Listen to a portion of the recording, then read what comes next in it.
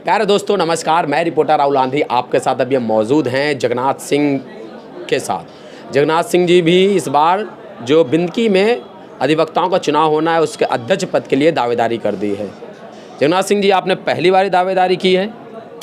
हाँ, मैंने अपने 39 साल के प्रैक्टिस में पहली बार दावेदारी की है। कहाँ मन बना लिए 39 सालों बाद कि मतलब अब राजनीति करना है, अध्यक्ष पद के कमान संभालना है? क्या खामियां देखे कि आपको लगा कि ये जो जिम्मेदारियां जो हैं अपने कंधे में लेने की ज़रूरत है? हमारे सभी अधिवक्ता बंधुओं को बहुत आवश्यक है। कुछ परिस्थितियां ऐसी चल रही हैं जिसके आधार पर सारे अधिवक्ता बंधुओं में समस्याएं हर दिशा पे हावी हैं,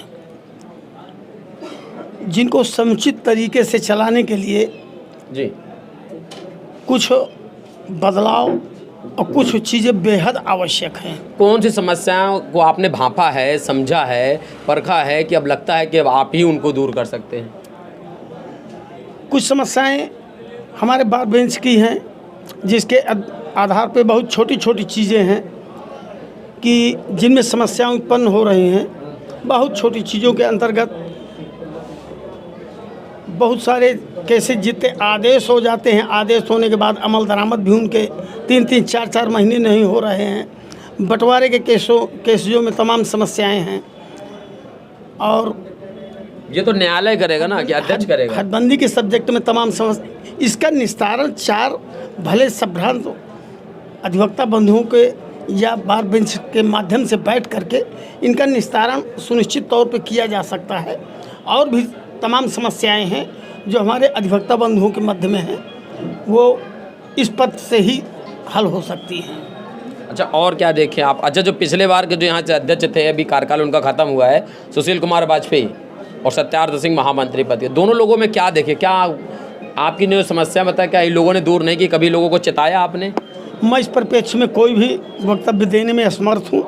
मेरे सभी अधिवक्ता बंधु हर चीज़ों को बखूबी जानते हैं। नहीं तो आज जब पिछली बार जब आप भी तो मतदाता रहे होंगे ना, आपकी भी तो कुछ उम्मीदें रही होंगी, मतदाता रहे हैं, कुछ वादे हुए होंगे जैसे आज आप कर रहे होंगे। मैं किसी से कोई वादा नहीं करता हूँ।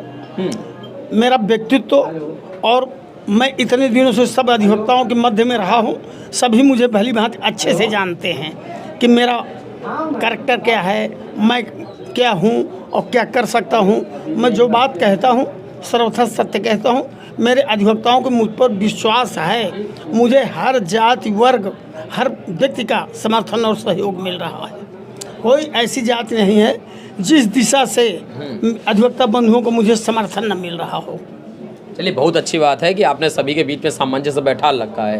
ये तो इससे अच्छा कुछ हो ही नहीं सकता कि आपने सामंजस्य सबके पास बैठा ला है। लेकिन सवाल यही बात का है ना हमारा कि सब चीज़ें जो हैं, आप इतना चीज़ों को देख रहे हैं तो आप फिर पिछले बार के आप भी लोगों से पास जा रहे होंगे तो लोगों से क्या बात करें? मतलब कुछ तो बात रख रहे होंगे ना कि आपको मतदान 2 प्रत्याशी और हैं, उनको न दे के आपको क्यों दिया जाए? खाली इस वजह से नहीं दिया जा सकता कि हम आए हैं, हमको वोट दे दीजिए? नहीं, ऐसा नहीं है। देखिए, हमारे काफ़ी अधिवक्ताओं को बैठने की असुविधा है। हाँ, कि उनके लिए समुचित व्यवस्था बैठने की नहीं है। अच्छा, पानी की व्यवस्था है, शौचालय की व्यवस्था है, अन्य सारी तमाम इस प्रकार की छोटी छोटी समस्याएं हैं जिनका निराकरण त्वरित ढंग से होना चाहिए। सारे अधिवक्ताओं को हमारे छत तो मिलनी ही चाहिए। उसके परिप्रेक्ष्य में मेरा वादा है कि मैं 2 चैम्बर सेकेंड स्टोरी करवा करके ज़रूर दूंगा, जिससे मेरे सभी अधिवक्ता बंधु मेन रोड में खुली छत के अपेक्षा वहाँ पर बैठ सकें। बस यही तो पूछ रहे हैं। जैसे आपने एक प्रमुखता से एक बात रखी कि जितने भी अधिवक्ताओं के सर पे छत नहीं है, आप उनके लिए छत की व्यवस्था करेंगे। और कुछ बात? मेरे अधिवक्ता बंधुओं में तमाम समस्याएं आती हैं, आए दिन समस्याएं होती हैं कि बीमारी है, कहीं अन्य चीज़ें हैं। ये तो आपके बाइलाज में है कि देना है? बाइलाज में है देना। ऐसा नहीं है कि बाइलाज में बीमारी के सब्जेक्ट में देने की कोई बात हो। उस पर किस आधार पे देना है, कितनी मदद की जा सकती है अधिक से अधिक जी। हम अपनी बार के आधार पे कितना इन्वेस्टमेंट अपने भाइयों पे कर सकते हैं और कितना उनका सहयोग कर सकते हैं, ये आवश्यक होता है। लेकिन आप पिछले कार्यकाल पर कुछ बात नहीं करना चाहते? पिछले कार्यकाल में कोई टिप्पणी करने में असमर्थ नहीं। पिछले बार आप भी तो मतदाता रहे हैं। हाँ, क्यों नहीं, मतदाता रहा। तो आपने किन मुद्दों के साथ मतदान किया था? अच्छा, अपेक्षाएं तो हर व्यक्ति रखता है, इसमें कोई दो राय नहीं है कि हमारा अमुक प्रत्याशी या जो जिनको भी हम मत दे रहे हैं अच्छा कार्य करेंगे, इसमें कोई दो राय नहीं।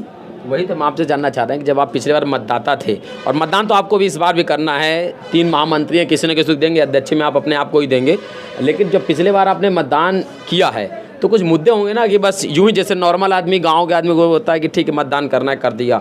मुद्दों के साथ, चूँकि आप लोग सबसे जागरूक कम्युनिटी मानी जाती है, अधिवक्ताओं चूँकि दूसरों की हकों की लड़ाई लड़ते हैं और जोरदारी से बहस करते हैं, जोरदारी से सोचते हैं कि जो भी व्यक्ति है दोषी को ज़्यादा से ज़्यादा सज़ा दिलाई जाए, समाज में न्याय व्यवस्था और अच्छे से स्थापित हो, इसमें वकीलों का भी बड़ा योगदान होता है। तो आप मतदान करते वक्त मुद्दों के साथ ही आपको वोट देना चाहिए ना? हाँ, क्यों नहीं, मुद्दों के साथ ही हमेशा वोट दिया जाता है, सपोर्ट किया जाता है।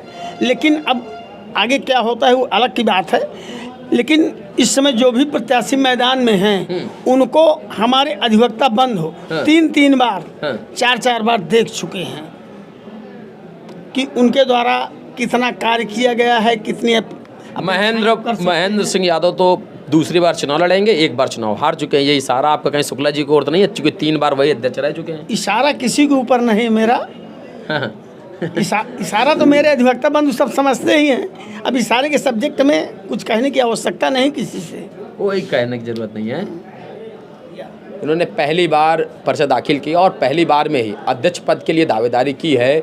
अब देखना ये होगा कि जो लगभग 226 मतदाताओं के हाथ में है, वो जिधर मतदान देंगे, जिनके साथ बहुमत होगा, उनके सर पर ताजपोशी होगी। और इनका जो सबसे बड़ा एक कमिटमेंट है कि अगर मुझे अध्यक्ष पद की ताजपोशी होगी तो मैं उन वकीलों को सर पे छत की व्यवस्था करूंगा जो आज भी तहसील परिसर के बने फुटपाथ के किनारे अपना तखत डालकर बैठ रहे हैं। खैर, जो भी चीज़ें होंगी देखा जाएगा। 2 अप्रैल दिन मंगलवार को यहाँ पर मतदान होना है और उसी दिन यहाँ पर घोषणा भी हो जाएगी।